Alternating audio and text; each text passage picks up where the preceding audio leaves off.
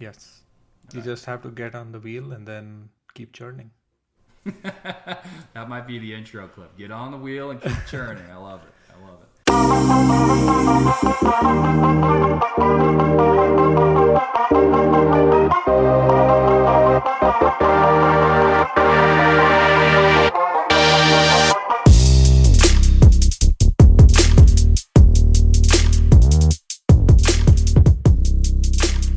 Thank you for checking out Real Talk Personal Finance. Shit's about to get real.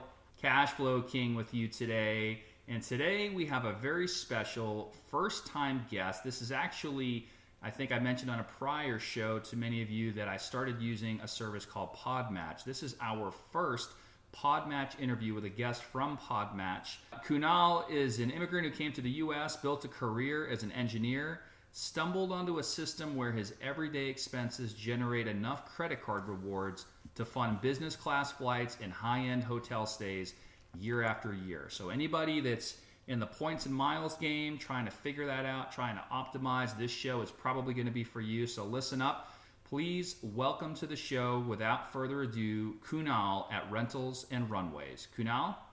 Hey, Cashflow King, how are you? I'm good. Kunal, we'll let you kind of get started. Tell us a little bit about your background, your journey, and how'd you get started with credit card points and rewards? Yeah, thanks for a great introduction. Like I said, I came here to the US to do my master's in engineering, and during that, I got introduced to credit cards through my banker. I was in the bank to open my student checking account, and they mentioned I could get a credit card and gain some cash back. I was looking for a new laptop at the time. So I'm like, okay, the laptop is $600. If I spend 500 on this card, I'll get $100 cash back. I'm like, that's a deal. And I signed up for that card, and that's how I got introduced to credit cards. But about 2 years later is when I actually realized that cashback is probably one of the lowest ways of redemption for points. It's transfer partners and learning about how and when to transfer the points out of the existing banking system to a rewards system offered by either the airline or the hotel chain, transferring it to them and transferring at the right time gains a lot more value. For example, if I earn 10,000 Chase rewards points and use it for cashback, I'm probably going to get 1 cent per point. So that those 10,000 points are gonna be worth $100. Good for my use case when I was a student and needed a laptop, and $100 was a big deal at that time. Now, as an engineer, I can pool these points for a bit longer and transfer them out of the Chase reward system to, let's say, the Hyatt or Aeroplan for flights, and gain up to $200 to $400 worth of stay or flight for the same 10,000 Chase rewards points. So Okay. that's how I now try to maximize. So starting off, $100 and a $500 spend, used it as cash back, basically 20%, cash on cash, if you want to think of it that way. And that was when you first got started. Do you remember what that card was? What type of card that was? And was there an annual fee? Yeah, my first card was Chase Freedom. I don't think they Okay. offer that anymore. The OG Freedom, as we call it, way OG, back in the yes. day. Yeah, the what is it? The quarterly rotating categories for 5X up to, I think it's $1,500 a spend, something like that. Yep, you got it. Got So it. Okay. So any of that our was my long-term first listeners, card. you might have the Chase Freedom, the original Freedom. There's other ones now. I think there's a Freedom Flex. There's the Freedom Unlimited. Maybe we'll get into some of that stuff. But so initially, even on the surface, when you were using the points before you got into this, or as you started to get into this, you still got a nice $100 redemption towards that laptop, even though you used them in the quote unquote worst way possible. And then you later found out that, wait a minute, there's these transfer partners that I can transfer points to and redeem at a higher value, 2 to 4x or 2 cents to 4 cents per point versus just one. And then all of a sudden, it sounds like, I'm guessing, the world of redemption just opened up to you and you went down the rabbit hole. Yep. It took me like 2 years to realize that. Until then, I was still signing up for free, no annual fee cards because I'm like, if I'm getting $100 cash back and I have to pay $95 annual fee, then what's the point? Yeah, So, $5. What are you doing, yeah. right? So I was like, Yeah. I'll only sign up for free cards and keep racking these $100, $150, $200 sign up bonuses, and I'm getting a good deal here. Yeah. And then about 2 years later is when I actually realized the value of points. Yeah, and I was just, I think some of the listeners know this because we've done a couple shows in the past on points. We haven't really done one, and I want to talk today quite a bit, if we can, about redemptions, but and best ways to redeem and some other things. But I was of a similar mindset back in the day. I remember when I went, and this is actually in person in a Chase branch, and I moved to a new location, new state, and I was opening up a checking account, and they tried to sell me different types of credit cards. And I remember they had some that had an annual fee, and they tried to convince me of the value to be had and why I should pay whatever it was at the time, say $95 or whatnot, in order to have a card. And I was just completely against it, didn't want to listen to anybody, and just thought, nope, I just want a card that's free. I don't want a card with an annual fee. Why would I ever pay a fee to have a card? And I think a lot of people, at least initially, that's the way that they think. But once they realize, based on their spending patterns and based on the cards that they might have in their wallet, they can get much more outsized value relative to the annual fee. And if that's the case, generally speaking, probably makes sense for them to move forward with that new card. If that's not the case, then maybe that's not a card for them. But I don't think, I say all that to say, I don't think that the paying an annual fee to have a card, if it's used correctly, is a quote unquote bad thing. And I think a lot of people, myself included, initially thought that. Have you found that in just talking to other people about this?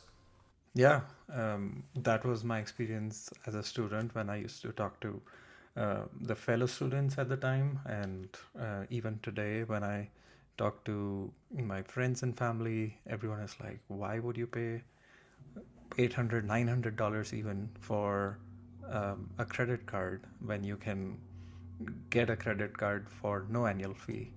And I hesitate to tell them, but I guess here I can be open enough to say that I'm probably spending $4,000 to $5,000 at this point in annual fee per year between my Oh wife and wow. I. Okay. Is that between personal and business? I think you mentioned in your profile and in your handle at Rentals and Runways, you do some real estate as well. So is that both combined? Yeah, it's all combined, but I have multiple premium cards at this point. I have currently Chase Sapphire Reserve, which is I think $800 or $900. I can't keep up with the annual fees, like Yeah, they keep it's either raising them. $7.95 or $8.95, something like that. Yeah. Yeah, and I have two American Express Platinum Business. So yeah, we can go into uh, deeper, like which cards I have, Yeah. which are worth it, and so on. But yeah, right now my mindset has significantly changed in the last 12 to 15 years, where I started with only want no annual fee cards with $100 to $150 in cashback. I will take it. To now spending $4,000 to $5,000 a year in annual fees, and I don't even look at cards that offer just $100 or $150 cashback. I'm looking at probably 25 to $30,000 a year in travel spend That's what I was when going to I ask transfer you. the points out. So you're spending 4,000 to 5,000 in annual fees, but you're generating 25 to 30,000 in value. Yep, easily. Okay. All right. So I guess we can look at this in one of a couple of ways. I know there's different ecosystems out there. The Chase Ultimate Rewards, I think, is where a lot of us start. That's where I personally have, I think, the majority of my experience. I know there's city thank you points, and there's some other ones. So it however you want to take this, we can maybe spend a little time on the different ecosystems, or We can talk about, I know you said, we'll get into maybe which cards are worth it and which ones are not. But also from the perspective of the listener, let's pretend that there's an individual listening to this show that's like, all right, I've heard about this, I've heard about points and miles, this, that, and the other thing, and I still can't wrap my mind around it. Where do I even start? What would your recommendation be for them? How do they think about this in the context of, okay, if you guys are saying this is legitimate and I'm willing to take a flyer and say, you know what, all right, I'll give it a shot, what's the first thing they should do or be thinking about? Great question. I think before we get into any of the systems, any of the cards, best ways to redeem, there are some housekeeping items that we should all be aware of entering into the points and miles game. Everyone should make sure that the credit or their credit history is clean and it remains clean. If you are not organized to pay your balances due on time every single month on every single card and make sure to keep track of those fees, when do you need to downgrade or cancel or keep the card. If in general you're not organized enough, then you will make mistakes very early on, and all the benefits of points and miles game will be erased because of these smaller mistakes which can pile up.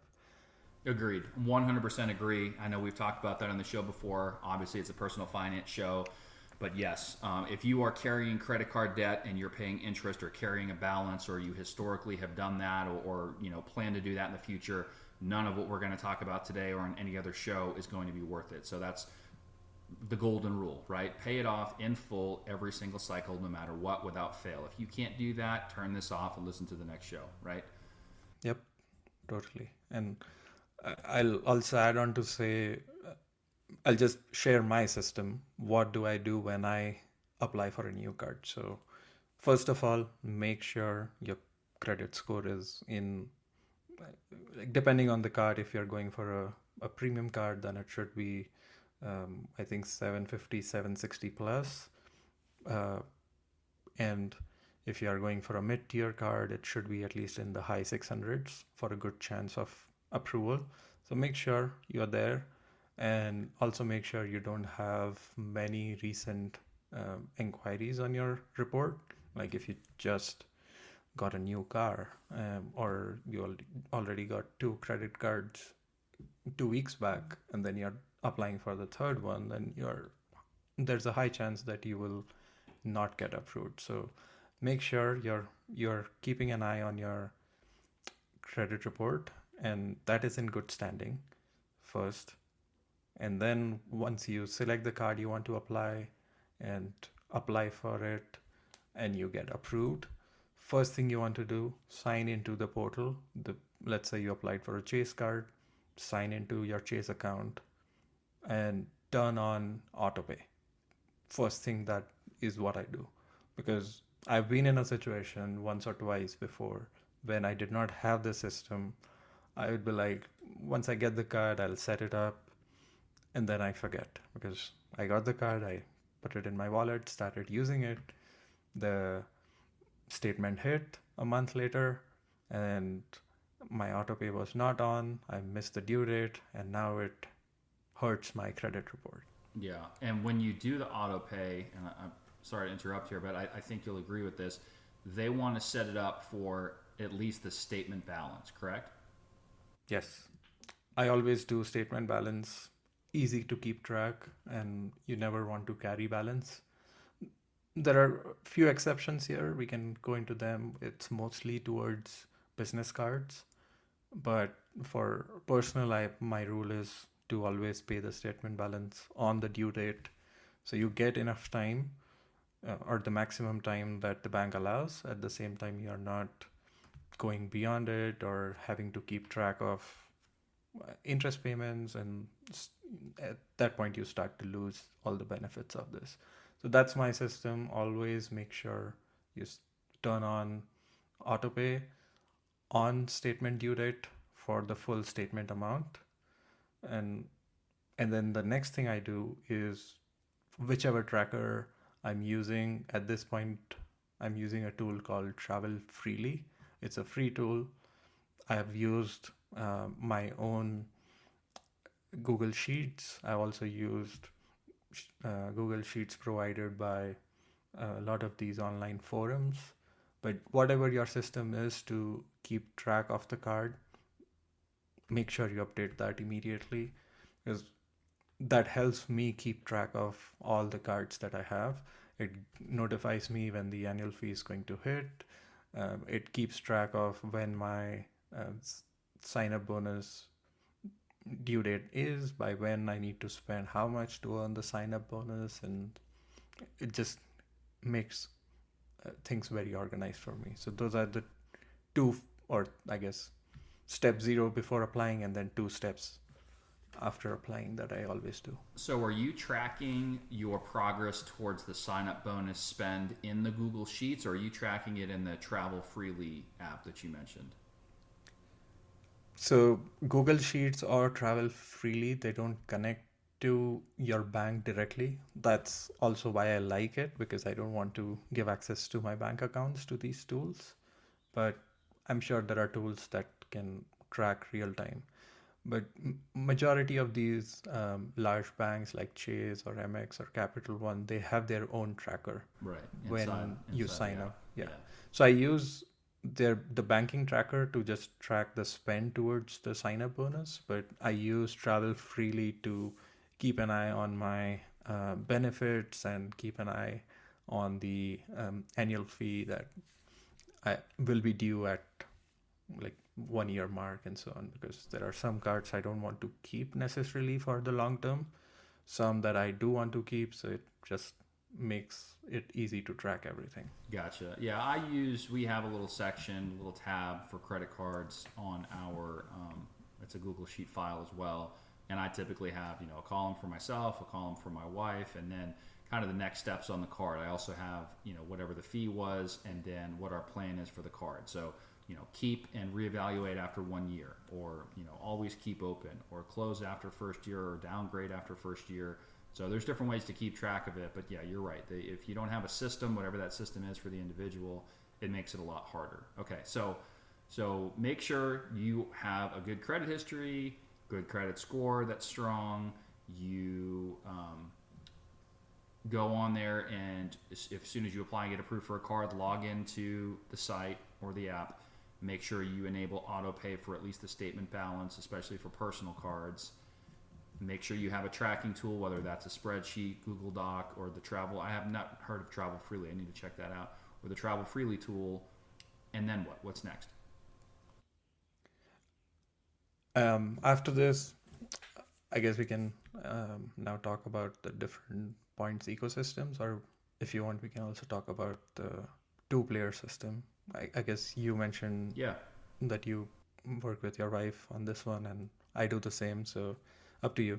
What Yeah, next? we can. Well, I guess let's start with maybe do the player two thing afterwards. And player two is basically like you alluded to. If you have a spouse, significant other, somebody else that you're going to involve in the points game, there's ways to refer each other and get referral points, and who has a card, who's an authorized user on a card or not. Maybe we save that for a little bit later. But so this person, let's hypothetically, I'm trying to do this through the lens of the listener. They've never had a card they paid an annual fee for before. They heard your first few steps. They're like, yep, got that. I'm on board with that. I'm ready to get my first card.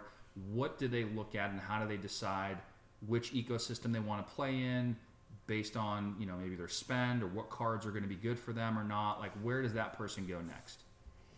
Yeah, so I think there are 3 to 4 major point ecosystems between like various banks. We are not talking about transfer partners right now, or the point system or the mile system through either the hotel chain or the airlines. We will reserve that for later, and I'll explain why. But let's start with the banking systems.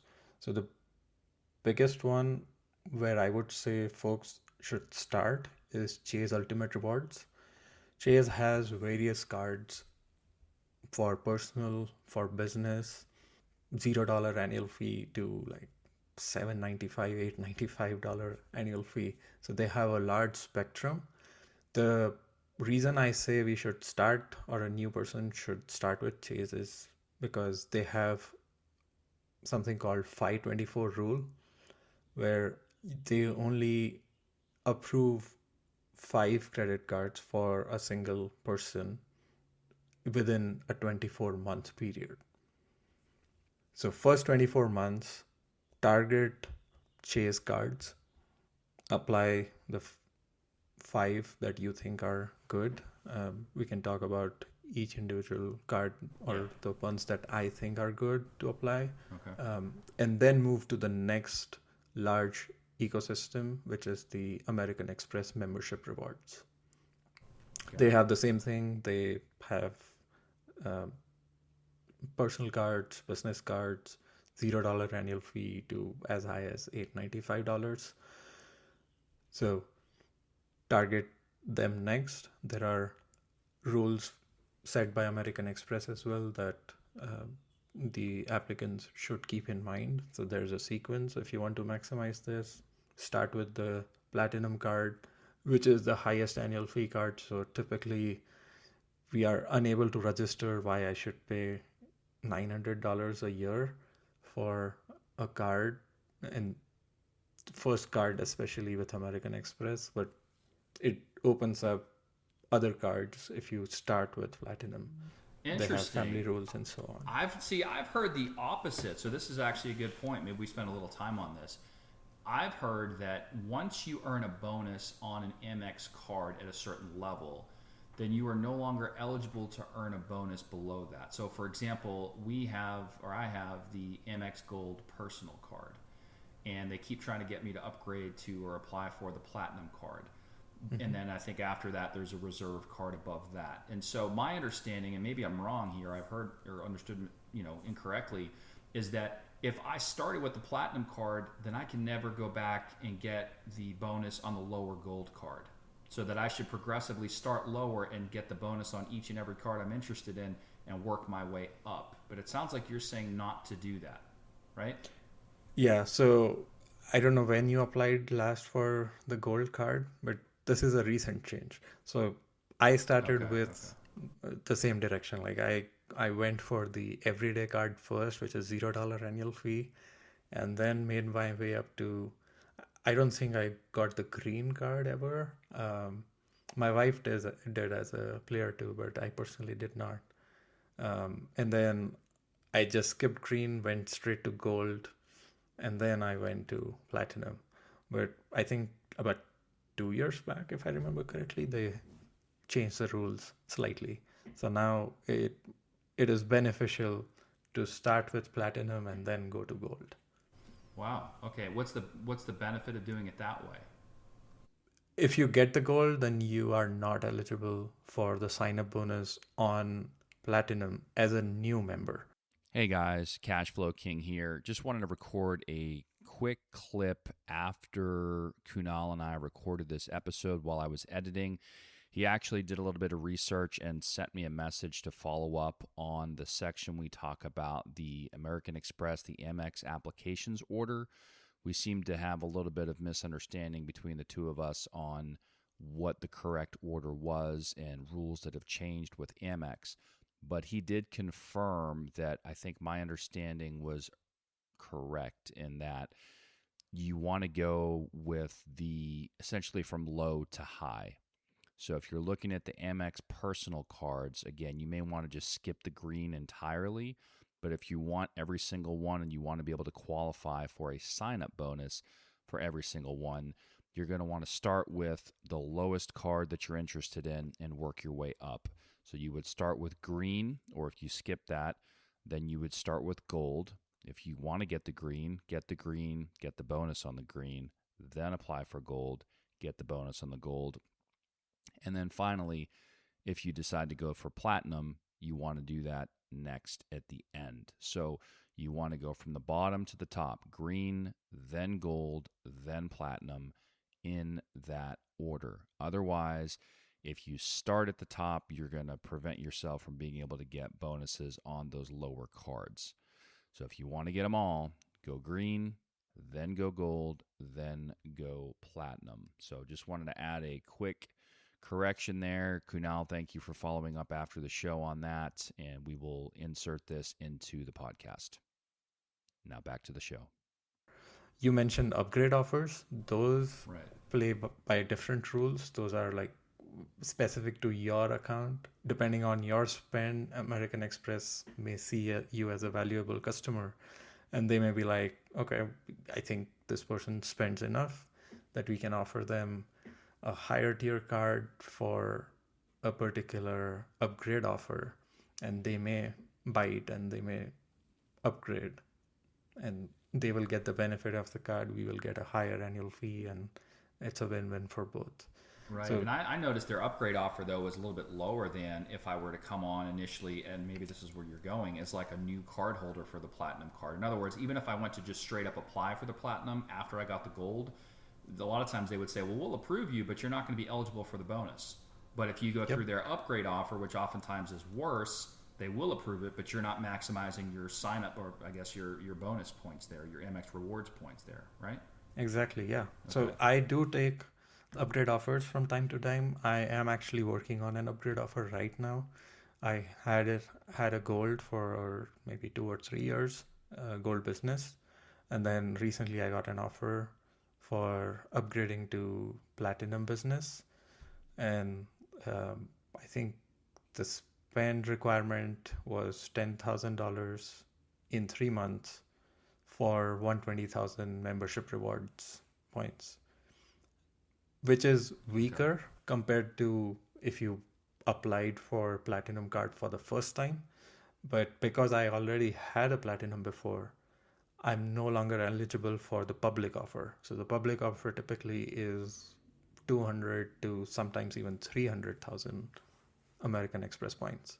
Okay. But the spend is higher. It's double. A lot of times, like for platinum in particular, it is $20,000 in 3 months, which is a very high spend.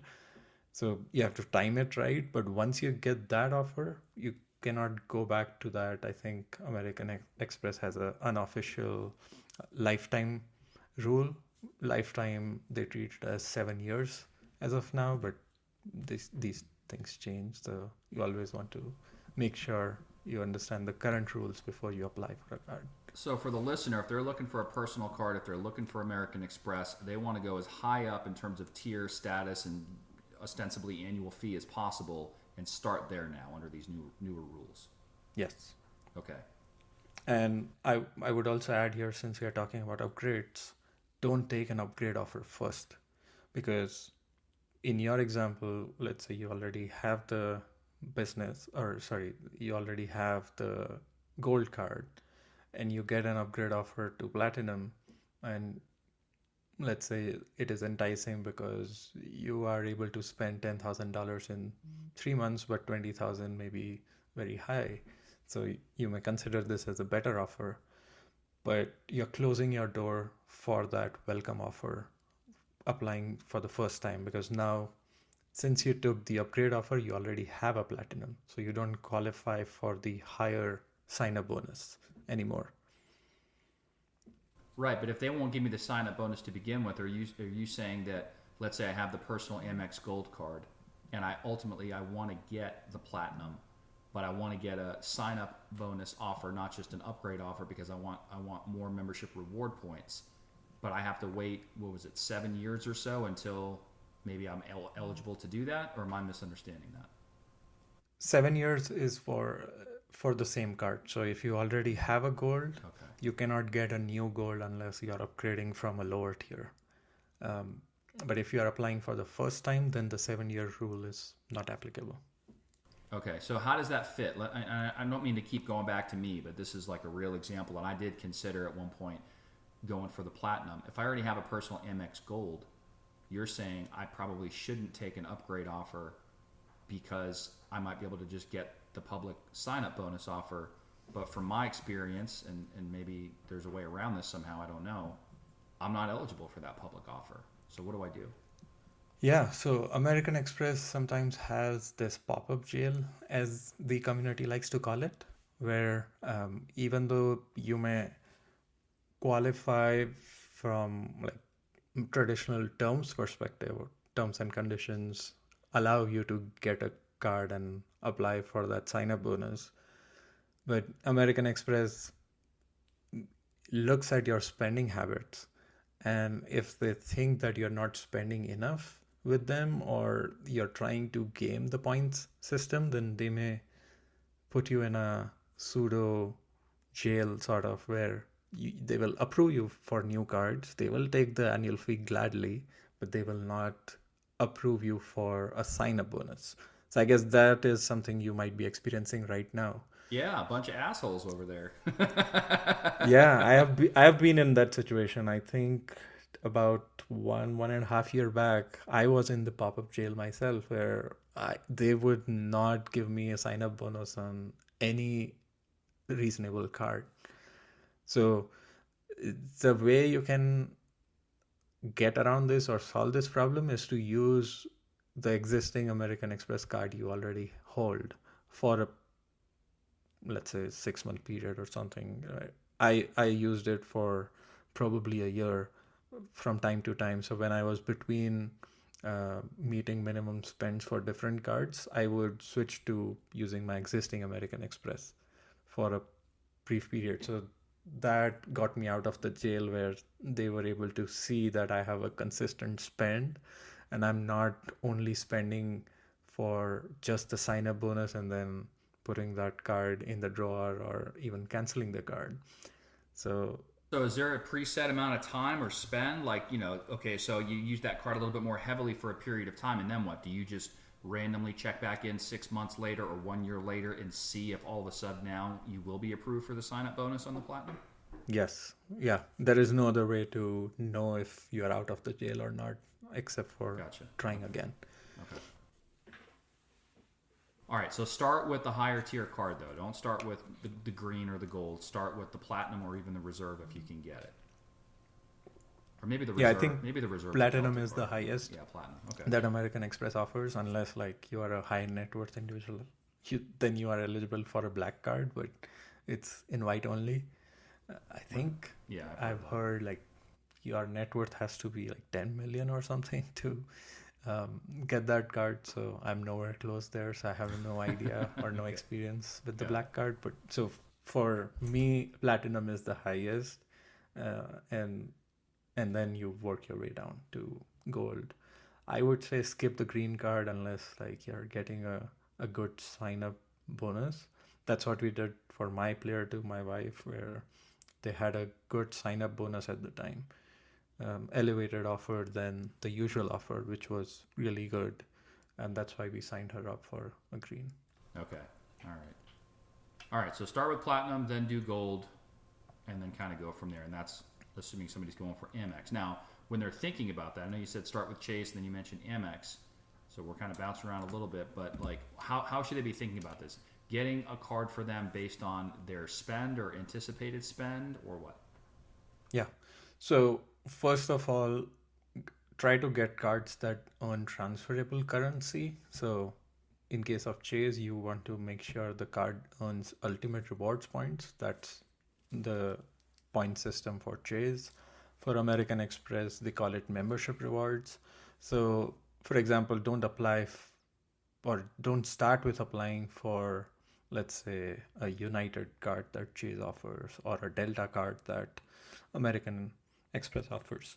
So it's possible that you fly regularly through these airlines and it may seem like a good offer, but if you apply for, let's say, a Chase Sapphire Preferred, which earns ultimate rewards, you can still transfer those points to United.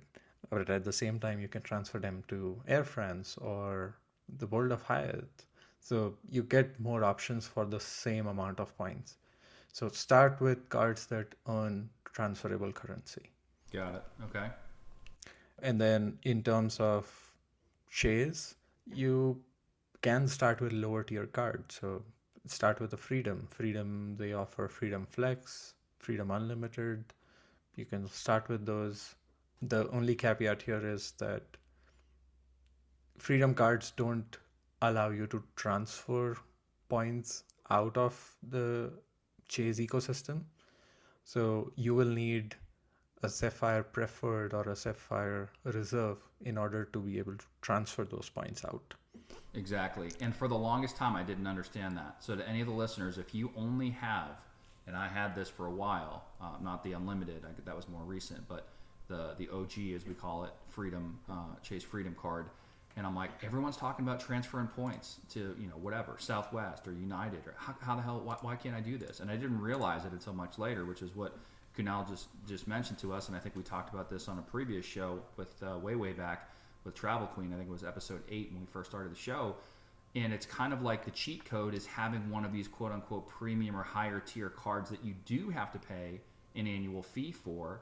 And there's other benefits that go along with that. But one of them is just the ability to, when you have one of those cards, the ability to transfer those points out of Chase Ultimate Rewards into whatever, a hotel chain, an airline, whatever the case might be. So if you only have the Freedom Unlimited, or you only have the OG Freedom, or even if you have both and you're paying zero in annual fees and you don't have a card like one of the Sapphire cards that Kunal just mentioned, you're not going to be able to transfer your points outside of Chase Ultimate Rewards. There are certain options to transfer those points that will literally not be available when you log into the website and try to use it. Yeah. And I learned that the hard way. It took me years to figure that out. Yeah, we all start somewhere. I wish we had such a podcast that we are on right now. Exactly. That would help us fast track some of these learnings, but you live and learn. So when they're looking at these Chase cards, though, let's say they want to play in the Chase Ultimate Rewards ecosystem to start with, because that's usually easy. And you mentioned the 524 rule, so they want to be mindful of that. Do you think they should take just the seemingly best offer out there? Should they start with a Sapphire card that has the fee and then get the no annual fee cards? Does it even really matter when they're starting to accumulate? What's your advice to them there? My advice is to start with a Sapphire Preferred, if not Reserve. Sapphire Preferred is a $95 annual fee card, but it allows you to transfer the points out. So you're getting some value for paying that annual fee. And of course, there are other benefits that you get that may offset some or all of the annual fee for that card. So that would be my advice. Start with Sapphire Preferred, but if you are still not convinced about annual fees, then at least start with the Freedom to earn those points, but don't use them for cashback. And if you're super skeptical, I believe at the time of this recording, which is middle to end of June 2026, from what I've heard and seen from some emails I've received, I'm not eligible for it at the moment. But anybody that's new and applying for a Chase Sapphire Preferred card, I believe there is an all-time high 100,000 point sign-up bonus if you spend, I believe it's 5,000 in the first 3 months. So if nothing else, if you did the worst, absolute worst thing possible in terms of your point redemption, and you signed up, you paid the $95 annual fee, you spent the 5,000 that you needed to in the first 3 months, and you got 100,000 points, even if, and you should almost never do this, I think Kunal already mentioned this to us, but let's just say you redeemed them for cash for $1,000 at 1 cent per point, you would still be $905 to the good, and probably a little bit more than that because you would earn points on your spend to hit that sign-up bonus, but we'll just ignore that for now. Worst case scenario for all the skeptics out there, and this was me back in the day, that would be a decent card to start with. It's not an overly exorbitant fee, but there's outsized value if you can hit the sign-up bonus spending requirements. Would you agree with that? Yeah. Yep, totally. And I think this is also a good time to reiterate that all of this only works if you are organized and paying on time and not letting those high interest kick off. Like if you have to pay 26, 28% on your credit card balance, then at that point, then 900, 950 in it's not sign-up bonus does not make sense fucked. at all. Yeah. So just want to reiterate that, and I will find every opportunity to mention that every single time because none of this matters without that.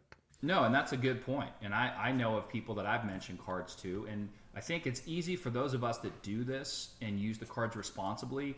It's easy for us to assume that everybody uses them the way that we do and they're responsible and they pay their balances off in full every single time. But the reality, I don't remember the latest statistic, but for some reason 54% sticks out in my head, that 54% of consumers carry a credit card balance from month to month. So you might be talking to somebody about this and they might get super excited about it, and you may or may not forget to mention what Kunal's told us about, and we've talked on the show before about making sure to pay it off in full.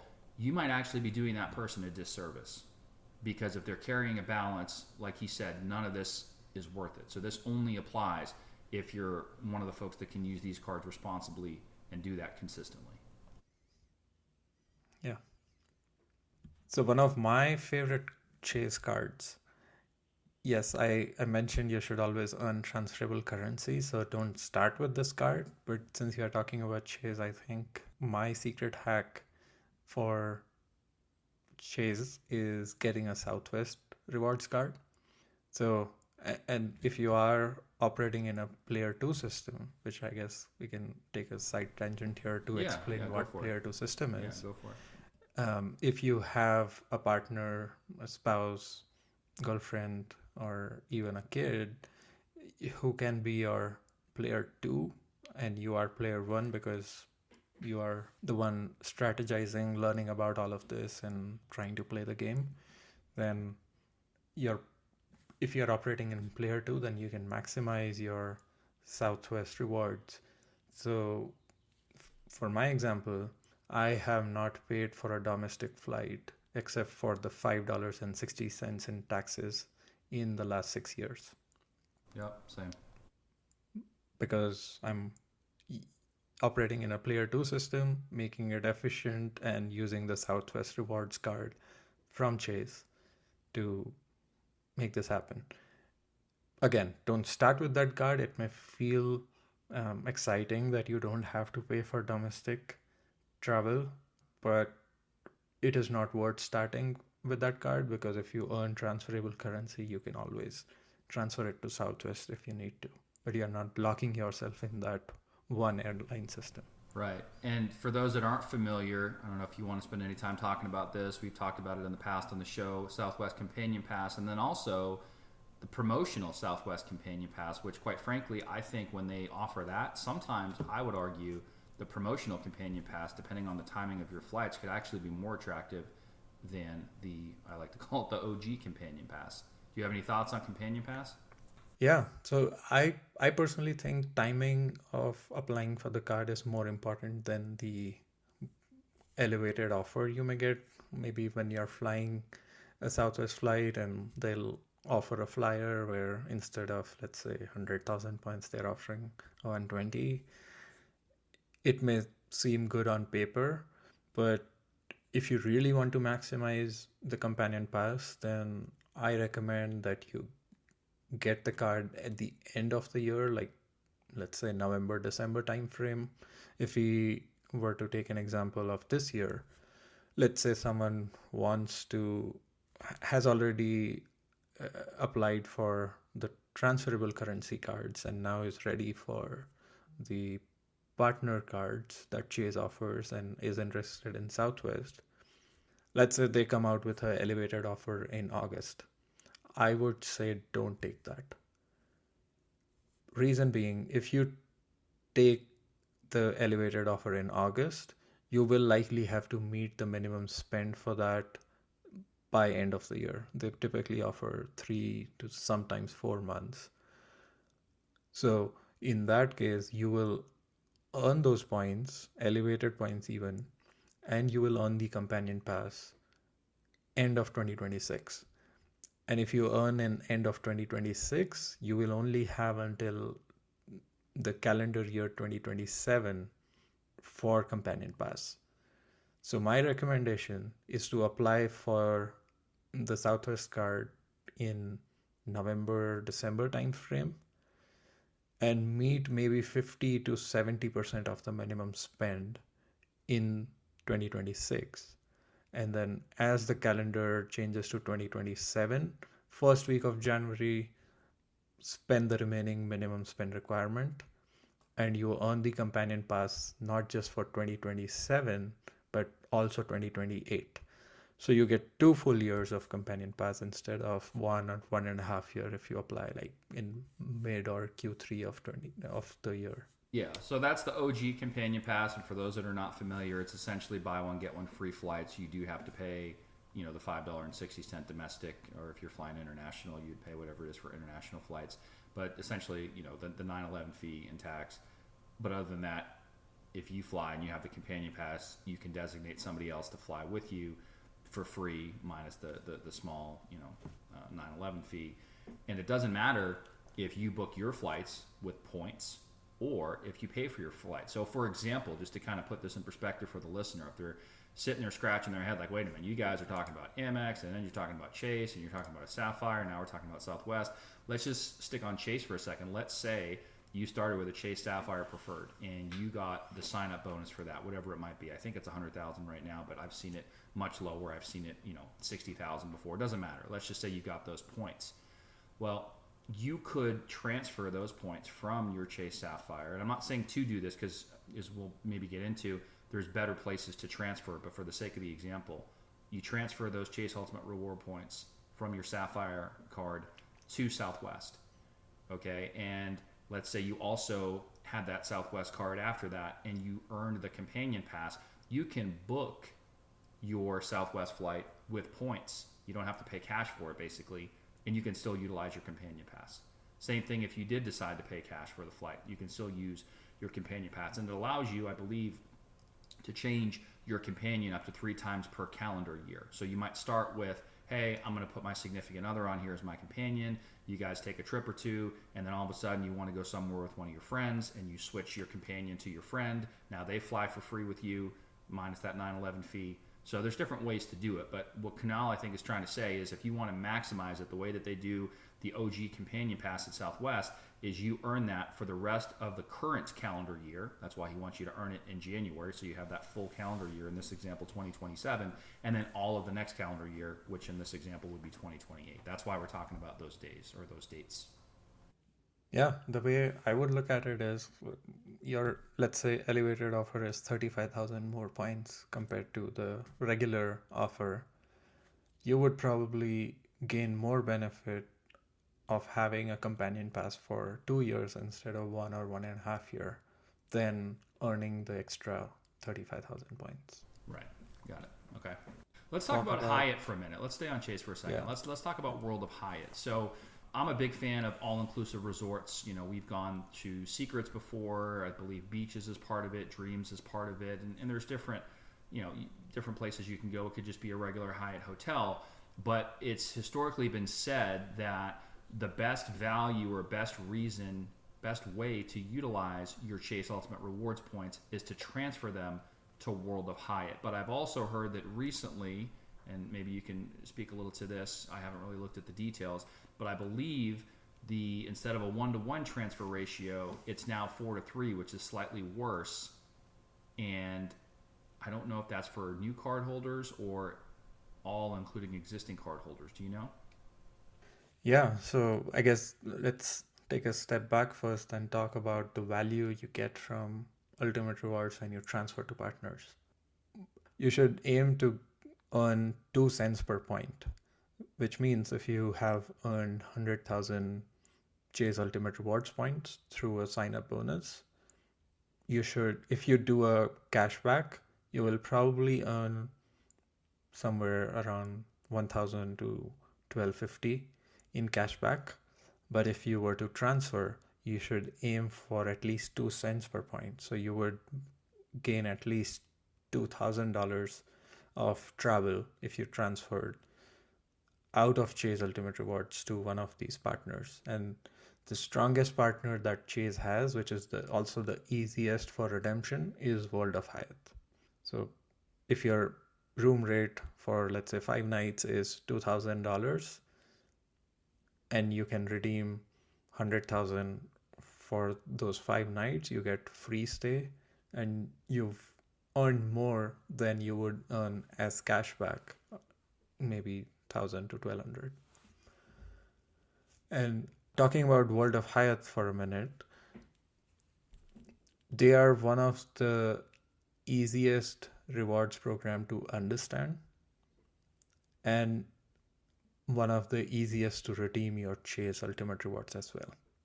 In the recent times, they've made a lot of changes to the program, which has made it a little more difficult to understand the program, or it is not as easy as it used to be, and it is probably not as valuable anymore as it used to be. But that's just comparing World of Hyatt 3-4 years back versus now.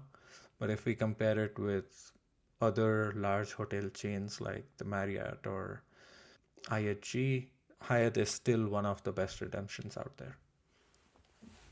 Got it. Okay. So, for example, I think I've told this story in a previous show, but I remember we went to one of the Secrets resorts for our honeymoon, and I told my wife once I found out that World of Hyatt basically owned Secrets. I said, next year when we do this, I'm going to do the entire thing on points, and we did. But that's probably harder to do now than it was back then. But still, it's a great way to transfer your points. So, just going back to Kunal's example, if you cashed them out, if you had 100,000 points and cashed them out for cash, you're going to get roughly $1,000. Then you're going to have to pay $1,000 for that $2,000 trip. Versus if you transfer the points from your Chase Ultimate Rewards account to your World of Hyatt account, right, and then you book there and you get more value there, you could take that same 100,000 points and cover completely, in this example, a $2,000 trip. So you're $1,000 basically to the good by doing that. And that's what we mean by, instead of redeeming for cash, transferring them and then redeeming them at the transfer partner. In this example, World of Hyatt being the transfer partner. Yeah, looks like our stories are so similar here. Oh, I got did the into same this thing? during the, yeah, I didn't go to Secrets, but I went to Hawaii for my honeymoon. So I booked the Hyatt Regency in Maui on points. I think we booked 5 or 6 nights completely on points. And because of some promotion going on at the time, I was also a globalist, which is the highest tier of status you can get with the World of Hyatt. So we got like upgrades, we got lounge access, and I'm like, this is so much fun. And Yep. looks like this is how the rich folks travel. And I want to do this more often. I had to pay for my flights at the time. Even though I took Southwest, I did not know about the companion pass, or I had not earned it yet. So then I came back home and I told my wife the same thing. Next time we go on vacation, I want to cover the flights as well, and that's how we've been doing Hawaii since then. I've been 3 more times after the honeymoon trip in the last 4 or 5 years, and it has always been fully covered through the Southwest rewards for flights and companion pass, and the hotels have been covered with points always. And funny that my honeymoon trip was the shortest. I now go at least 1 week, and I thought for the honeymoon trip I have to go big, and I will probably never go back to Hawaii unless there's some big milestone that we are celebrating, and I cannot afford more than 5-6 days. But now my criteria is I'm not going to Hawaii unless it's for a week. Right. And, to the listeners, this might sound like out of reach somehow, and it's not, but there's no perfect redemption. Even if it's something as silly as you redeem points for a domestic flight, or a night in a hotel, or whatever, anything you can do to help subsidize the cost of travel that you're going to do anyway, using these points and miles that you're accumulating based on money hopefully that you're going to spend anyway, then it's a win-win. Real quick, what are your thoughts on, I don't know where I heard this phrase, but it's like earn them and burn them, right? Like, it's kind of like cash. You're not going to leave cash under the mattress forever because it's going to deteriorate due to inflation. I kind of sort of feel the same way about points. You can accumulate up to a point, but then you want to spend them. Earn them and then burn them. Spend them before they can devalue the points currency. What are your thoughts on that? Yeah, I totally agree. And when I got into this, I was a hoarder. I'm like, I want 1 million points in my account so I can feel like a millionaire, at least a points millionaire. uh, but I realized very quickly that that's not the right game here. For example, since you're talking about World of Hyatt, probably 3 to 4 years back, I went to Moab in Utah, and there's a Hyatt place in Moab, which was a category 2 at the time, which means I had to spend, I think, 9,000 points a night. The room rates were way above 2 cents per point. So, like, I think they were in the 300s or even 400s because it was summertime. The same hotel a year later jumped directly to category 5 from Wow. category 2. So the points more than doubled. Like you had to spend, I think, 25,000 points a night. And I only spent 9,000 a night. So your redemption value immediately went more than half. And as of 2026, they've made it even worse. Even though the category might not have changed, they have introduced tier systems. And that's where, when I was mentioning that the rewards program or the World of Hyatt is not as simple anymore, it's because they've introduced like off peak, standard rate, peak times, and within that as well they have like now 5 or 6 levels for the same category of hotel. So if you want to travel in summer, you're gonna spend 30,000 points a night. If you want to travel in off peak times, you may spend only 20,000. So you have to now keep track of that. But having said that complexity, I think if you always keep in mind the 2 cents per point as your redemption value at the minimum, then you will always come out ahead. If you are getting, let's say, 1.5 cents per point on your redemption, then it's not a good redemption. Save your points, probably use cash if you do have to travel for that. Gotcha.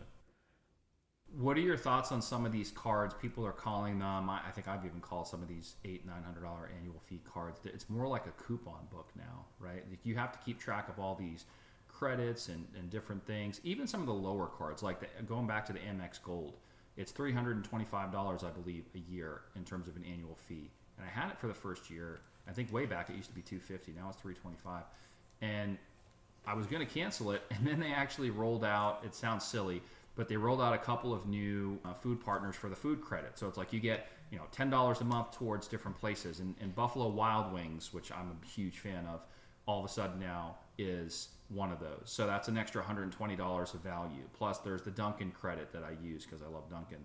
There's the Resi credit. There's all kinds of stuff on there. 4x on groceries up to a certain amount. And I ended up deciding to keep the card because I was right on the fence, and the B-Dubs thing tipped it over for me where I said, yes, I want to keep this card.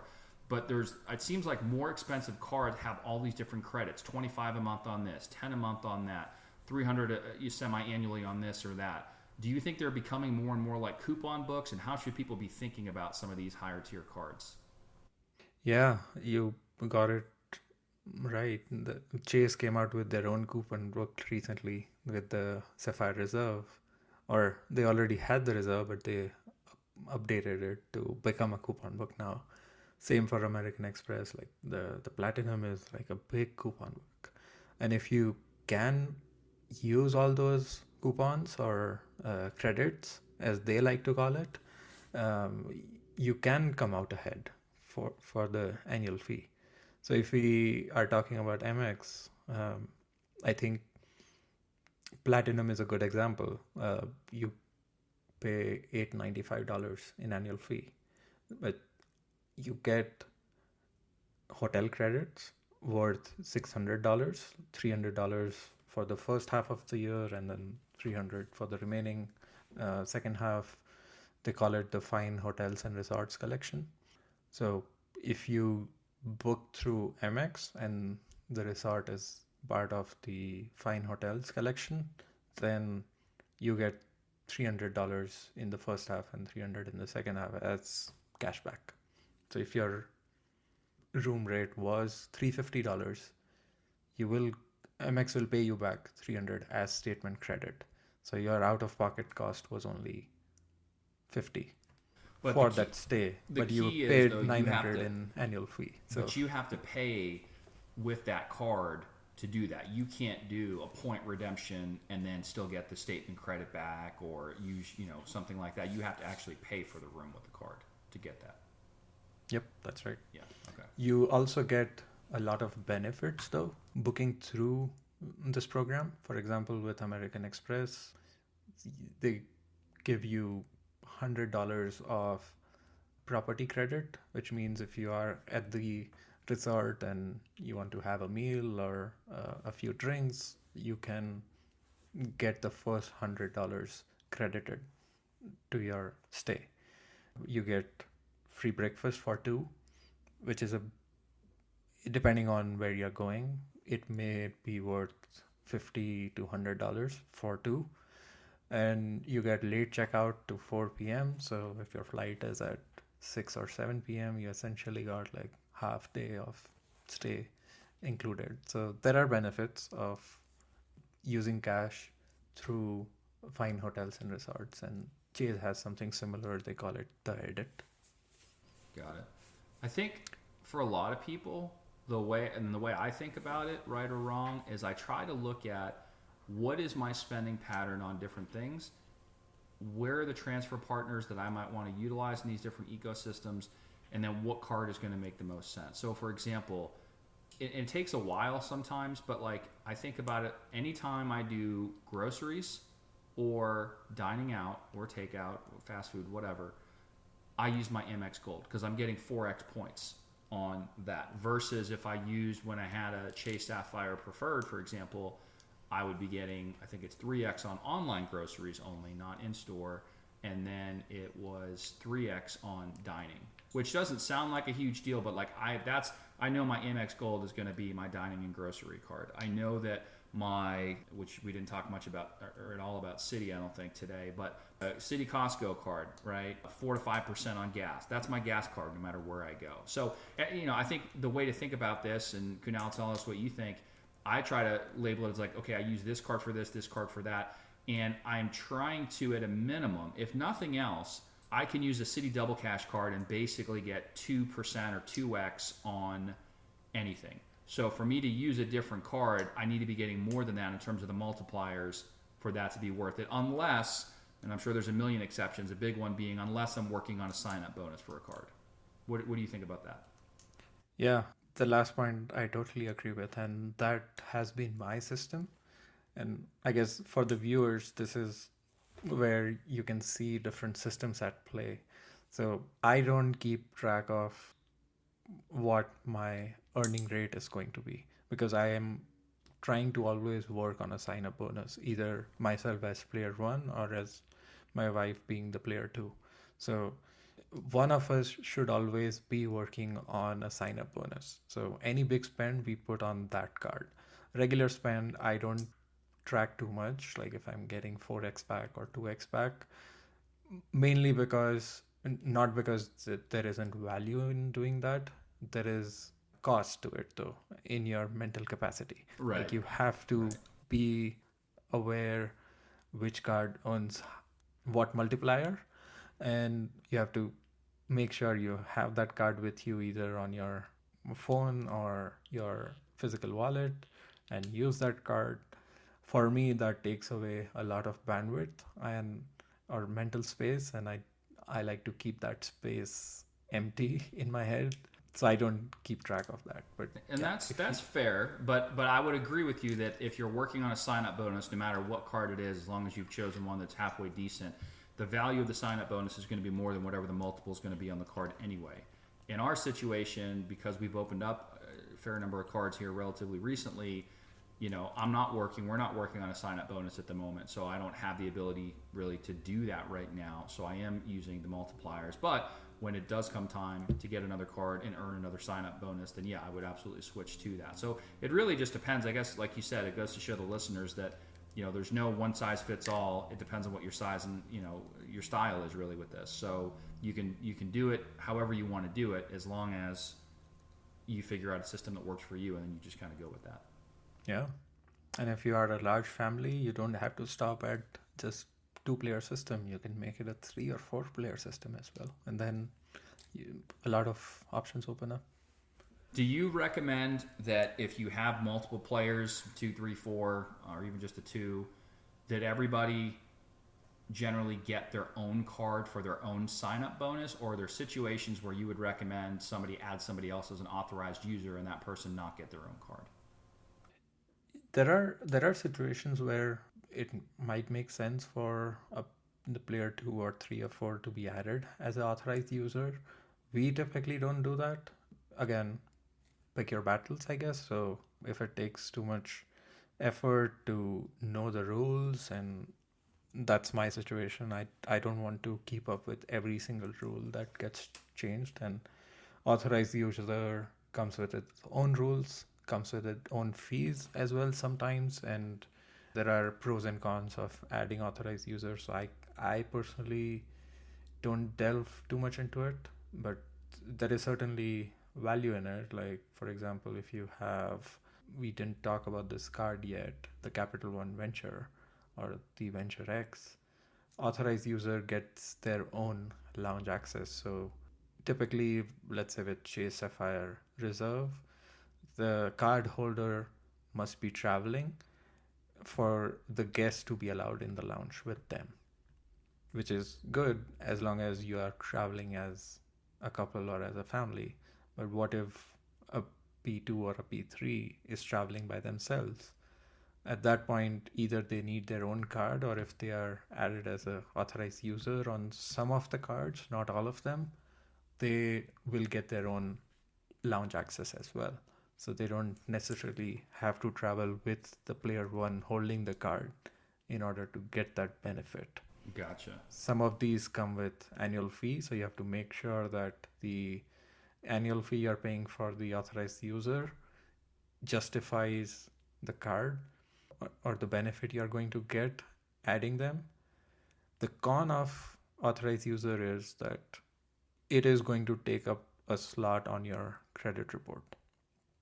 So for any reason, if you are behind on the payment and the player one's or the card holder's credit takes a hit, it will also affect the authorized user. And in some cases, the authorized user, if they are added on a card, they cannot get their own card. So you may not be able to maximize the sign up bonus. So be aware of the pros and cons and see if it is worth it for your situation. And if I typically don't do it. you typically don't do authorized user. Okay. Yep. And also for referrals, a lot of times you can send a referral link for a credit card to your significant other or player two, player three, whomever. And when they sign up for the card, if you're not going the authorized user route, which most of the time I agree you probably shouldn't, except for certain examples, and you gave one there just a moment ago, but you can send them a referral link, and then if they sign up and get approved for the card, not only do they get to work on the sign-up bonus on their own card, but you also would receive a referral bonus for referring them to the card. And that does work, at least historically it has, when we've sent links to each other back and forth. I'm assuming you guys do the same. Yes. Okay. You just have to get on the wheel and then keep churning. That might be the intro clip. Get on the wheel and keep churning. I love it. Okay. We didn't talk much, and I know we're going a little bit long here, on City or talked about Capital Chase a lot. One, Build. Yeah, Capital One and City. Any general thoughts there on those ecosystems, or is it better for the listeners to just say, hey, I'm new to this, I want to focus on Chase and or Amex, and once I have those down, maybe we do a part 2 sometime or something and go over the other ones that might be a little bit more complicated. Yeah, I think there are two schools of thought here. Like, Capital One is very sensitive to inquiries and how many cards you hold. So few folks in the game will suggest that you start with Capital One, or even if you start with Chase, get a Capital One Venture or Venture X early on because your approval rates are higher. I think focusing on 524 is better. So focus on Chase early on, get your first 5 cards in the 2 years, focusing on 524, and then move on to MX or Capital One if you choose. There will be time and space for Capital One, I think. So as you get ahead in the game, like few years later, you may run out of Chase cards or MX cards, and you may slow down your sign up bonus or welcome offers, at that point Capital One can still open up as an option. So Yeah, that's yeah. my tier system. And that's kind of, I think, where we are. The only reason that I actually got rid of my Chase Sapphire Preferred not too long ago, and that was because, going back to our earn 'em and burn 'em theme from earlier, I had gotten a bunch of sign up bonuses on the business cards and the personal cards and whatnot, and we used a lot of those points. And we really didn't have all that many Chase Ultimate Rewards points, and there really wasn't that much of an opportunity to earn any more sign up bonuses because of the 524 rules. And so the only reason, I mean, there was a couple other benefits, but the main reason I was keeping the Sapphire Preferred for the $95 a year was the ability to transfer those points out. But I temporarily took a break on that. I'm hoping their elevated offer, I think it's 100,000 points right now, stays around. It probably won't by then, but I want to say my wife is eligible again because she already got a Sapphire bonus. I want to say in September. I want to say it's every 4 years. Is that right for Chase, for Sapphire? This one hurts so much. They Oh, recently changed the rule this year. oh, So fuck. they introduced the lifetime rule. So I was just gonna hit my 4 year mark for the Sapphire Reserve in, I think, June of this year. And they changed the rule, I think, earlier, like in Feb or March sometime, to introduce this lifetime language rule. So the 4 year rule basically is no longer valid, Well, that unfortunately. sucks. That's a buzzkill at the end of the show. Yeah, What yeah, about, that so one is that hurts. per card though? Like if we've had the Sapphire Preferred, maybe that's gone. But what about the Sapphire Reserve? Can you still earn a bonus on the Reserve if you're eligible for Yeah, one? so I guess the silver lining here is previously when the 4 year rule was still active, you could either hold a Sapphire Preferred or a Sapphire Reserve. You could not hold both cards at the same time. Now with this lifetime language, the language applies to each card separately. So you can hold Preferred and Reserve at the same time, as long as you are only applying once. And the second time you can still apply, I guess you can. They might approve you for the card, but you will not be approved for the sign up offer. So it doesn't make sense at that point. Gotcha. What's the highest offer? I think it's 150 maybe right now that you've seen on the Reserve lately. Yeah, 150 was the highest. I think it just expired earlier this week, so it might be down to Got it. 125 again. Okay. When the card came out, that's when we applied for my wife because she had not gotten the reserve earlier. Since I had the reserve earlier, I was no longer eligible. But for her, I think the intro offer we got was 125,000 ultimate rewards and $500 in travel credit. Oh wow, that's pretty good. Yeah. The unfortunate thing with credits is the timeline. So the travel credit is Right. only for 1 year, so we haven't used ours yet, so I need to plan a vacation. You poor But I think thing. it expires in like August or September, so we will have to travel in the next month or two. Gotcha. And for the listeners, before I forget, if I don't mention this, and Kunal, you can feel free to email the show if you want, or send me a note with your referral link, because I don't think either of us have a Sapphire at this point, so happy to use yours. But the best way to apply for these cards is to do it, if you can, through somebody else's referral link, assuming that the offer you get as a result of using that referral link is the same that you would get if you just went to Google and went through that way. Sometimes the offers do differ, so you always want to try to get the best deal that you can. But if it's you go through Google and you earn whatever 100,000 ultimate rewards points, or you use somebody that or Kunal on the show's referral link and you get the same 100,000 points, it doesn't cost you anything extra, but the person referring you actually benefits, by getting like a little sign-up bonus. They might get 10 or 20,000 or whatever ultimate reward points for referring you, and it's always nice to kind of share the wealth. And if somebody introduced you to this and you're able to use their referral link, it's always a good thing. So yeah, if you want to send it to the show, realtalkpersonalfinance@gmail.com. When I put this together, I'll try to drop it in the show notes, and then for the listeners, you guys can look for that, and as long as it's as good of a deal you're going to find just by Googling it, you should always use somebody else's referral link. So Yeah, thanks for that. what haven't we covered that you wanted to cover today? Anything else that we might have missed? We did not touch upon the business cards and how that can add value. Okay. I don't know if, and then we did not talk about the airline transfer partners, but I think this episode is already getting too much in the weeds. So depending on, maybe we'll table the business card thing for now, and we will let this one go out, see what kind of feedback we get. This kind of mostly focused on the personal cards, and then if there's demand for it, maybe we do like a part 2, maybe a little bit shorter of an episode, and we can focus on business cards and flights and stuff like that if you want.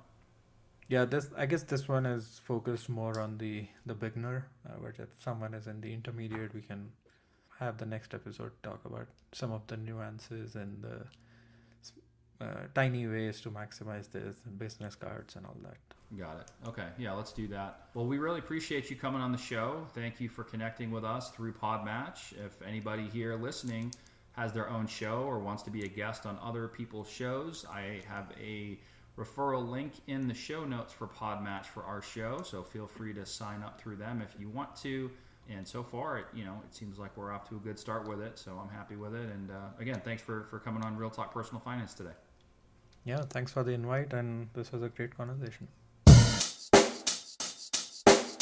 Check the mic and make sure it sound right, boys.